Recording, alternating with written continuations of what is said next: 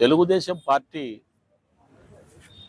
1982 సంవత్సరం మార్చి నెల 29వ తేదీ ఏ ముహూర్తాన రామారావు గారు స్థాపించారో మనం అందరం కూడా ఆ గట్టి ముహూర్తంగా భావించి ప్రజల్లో ఆ పార్టీ తెలుగుదేశం పార్టీ గుర్తు జెండా నాటుకుపోయినాయి. మరి ఎప్పుడు కూడా ప్రజలు ఓటు దేన్ని బట్టి వేస్తారంటే ప్రభుత్వం చేసే పనులను బట్టి. ఈరోజు ఇప్పటికి సంవత్సరం 10 నెలలు అయింది. రేపు 12వ తేదీ మార్చి 12కి సంవత్సరం 10 నెలలు. ఈ సంవత్సరం 10 నెలల కాలంలో తెలుగుదేశం పార్టీ కూటమి ప్రభుత్వం పెర్ఫార్మెన్స్ ఏ విధంగా ఉంది అని మనం ఒకసారి బేరీజ్ చేసుకుంటే భారతదేశంలోనే ముందంజలో ఉంది.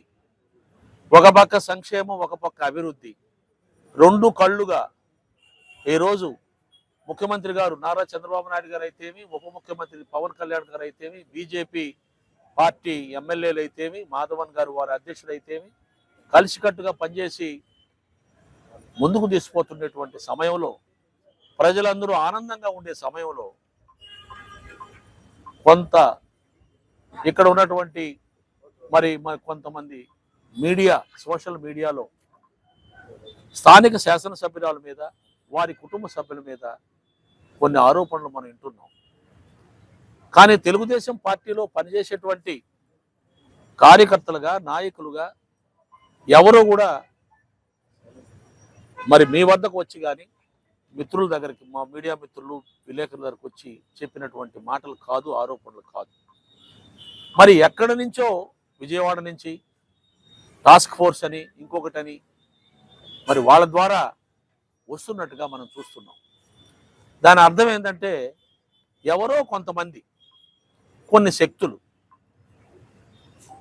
వెనక ఉండి అబద్ధపు సమాచారాన్ని వాళ్ళకి ఇచ్చి అది నిజమా అని అనిపించే విధంగా ఈ యొక్క మీడియా ద్వారా కావచ్చు, సోషల్ మీడియా ద్వారా చెప్పిస్తున్నారు అనేది మా భావన. ఇది ప్రజలందరినీ కూడా కోరుతున్నాం. ఇది యథార్థం కాదు. ఇవన్నీ కూడా ఆరోపణలు మాత్రమే. స్వార్థపూరితమైనటువంటి సమాజంలో అనేక రకాలుగా వాళ్ళ స్వార్థాల కోసం కొన్ని పనులు చేస్తుంటారు. వాటిని మీరు నమ్మబాకండి. ఈరోజు నెలవల విజయశ్రీ గారికి తండ్రి ఉండడం తప్ప, లేక అన్నదమ్ములోకి ఎదురు ఉండడం తప్ప అనేది నాకు అర్థం కావట్లా. ఒక కుటుంబంలో ఫ్యామిలీ అన్నప్పుడు తమ్ముళ్ళు, అమ్మ, తండ్రి ఉంటారు. వాళ్ళు ఉన్నారు కాబట్టి మేము ఆరోపణలు చేయిస్తాము అని అంటే ఇది సమంజసంగా లేదు. ఈరోజు 175 మంది ఎమ్మెల్యేలు ఉన్నారు ఆంధ్రప్రదేశ్లో. మరి ఏ నియోజకవర్గంలో ఏ విధంగా జరుగుతూ ఉంది అనేది మనకు అన్నీ తెలియకపోయినా ప్రతి నియోజకవర్గంలో కూడా వాళ్ళ శాసనసభ్యులు, అక్కడ ఉన్నటువంటి పార్టీ నాయకులు జాగ్రత్తగా పనిచేసుకుంటారు అనేది మాకు తెలిసిన విషయం. ఇక్కడ కూడా నెలవల సుబ్రహ్మణ్యం గారు ఇన్ఛార్జిగా వారిని 2020లో నియామకం చేసినప్పటి నుంచి ఎన్నికలు అయ్యేంత వరకు కూడా అవిరామంగా కృషి చేసి పార్టీని ముందుకు తీసుకెళ్లి పార్టీ నాయకుల్లో, కార్యకర్తల్లో ఒక ధైర్యాన్ని నింపి ఆ రోజు 2019 నుంచి 24 వరకు జరిగినటువంటి పోలీసు రాజ్యంలో పోలీసుని ముందు పెట్టి కార్యకర్తలు స్టేషన్కి పిలిపించి నువ్వు పోటీ చేయకూడదు, నువ్వు విరమించుకోవాలా, లేకపోతే నీ మీద కేసు పెడతాం అనేటువంటి పరిస్థితులు ఉండేటువంటి రోజుల్లో వారిని ఇన్ఛార్జిగా పెట్టడం జరిగింది. మరి ఆ విధంగా ఆయన పని చేశారు. మేమందరం కూడా ఆయన ప్రజల్లోకి తీసుకెళ్ళినప్పుడు గట్టిగా పనిచేస్తారు, మన నియోజకవర్గాన్ని ముందుకు తీసుకెళ్తారు, మీరందరూ కూడా ఆయన ఆశీర్వదించండి అని చెప్పి ఇక్కడ ఉన్నటువంటి మా సోదరులు, మిత్రులందరూ కూడా చెప్పాం. మరి ప్రజల్లోకి బాగా కూడా వెళ్ళింది, వారిని నమ్మినారు. కానీ ఊహించని రీతిలో మా నాయకుడు చంద్రబాబు నాయుడు గారు యువకులకు సీట్లు ఇవ్వాలి, ఆడవారిని ప్రోత్సహించాలని వారి కుమార్తెకి సీట్ ఇవ్వడం జరిగింది. మరి ఆ రోజు కూడా కొంతమంది మరి రమేష్ చెప్పినట్టుగా అక్కడ కొన్ని వార్తలు ఇచ్చారు. గెలవరు, సీటు మార్చేస్తాము అనేటటువంటి ప్రకటనలు కూడా చేయడం జరిగింది.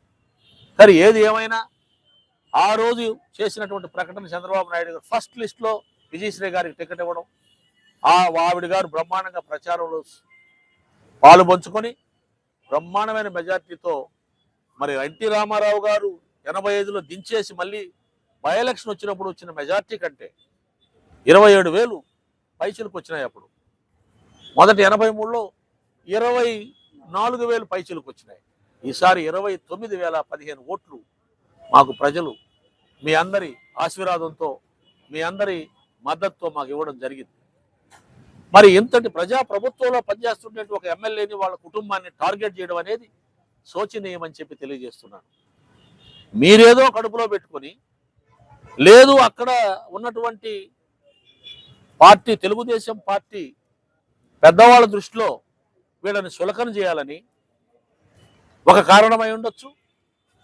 ఇంకొక కారణం అక్కడ పెద్దల దృష్టిలో మరి ఇక్కడ వేరే వర్గం కూడా ఉన్నది అని అనిపించి వాళ్ళని చులకన చేయాలనుకునేటువంటి ప్రయత్నం కూడా జరిగి ఉండవచ్చు. ఈ ప్రయత్నాల్లో ఏదో ఒకటి తప్ప వాస్తవంగా ప్రజలు బాధపడో, ప్రజలకు ఇబ్బంది జరిగో, ప్రజలకి ఆ కుటుంబం వల్ల నష్టం జరిగో చెప్పినటువంటి మాటలు కాదు ఇవి అనే విషయాన్ని మీ ద్వారా సూళ్లూరుపేట నియోజకవర్గ ప్రజలందరికీ కూడా తెలియజేస్తున్నాను. మార్గం చూపుతా ఉందంటే ఆమె యొక్క చొరవకి ధైర్యానికి ప్రజలు మెచ్చుకొని ఆమె దగ్గరకు వచ్చి చెప్తున్నారు, మీరు బాగా మాట్లాడారమ్మా, మేము చూసాము టీవీలో, చాలా మీరు చెప్పారు అన్ని విషయాలు. ఉదాహరణకి ఇప్పుడు మన చెంగాళమ్మ గుడికి అవతల ఉన్నటువంటి బ్రిడ్జిని 8వ తేదీ నాకు తెలిసినంత వరకు ఆ అమ్మని దయతో శాంక్షన్ కావచ్చు. 8వ తేదీ ఆ రోజు సీఎం గారిని కలుస్తూ ఉన్నారు, అందరు ఎమ్మెల్యేలు కలుస్తున్నారు, మన తిరుపతి పార్లమెంట్ ఎమ్మెల్యేలు.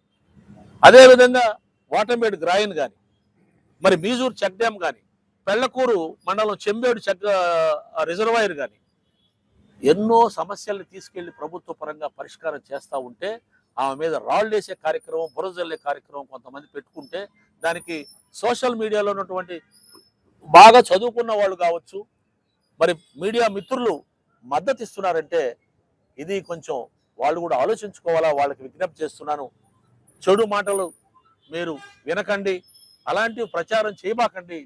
ఆ విధంగా చేసి కొంతమందిని నష్టపరిచినందువల్ల మీకు వచ్చేటువంటి లాభం కూడా ఏమి ఉండదు.